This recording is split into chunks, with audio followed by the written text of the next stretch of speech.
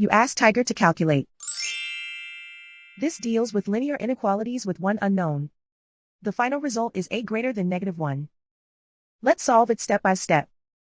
Group all constants on the right side of the inequality. Subtract 2 from both sides.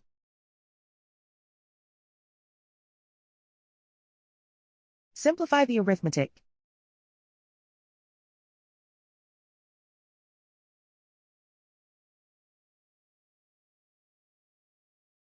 Isolate the a.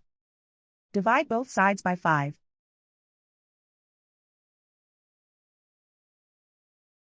Simplify the fraction.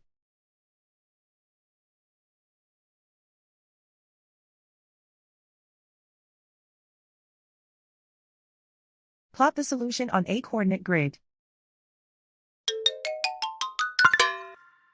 And so the final result is a greater than -1.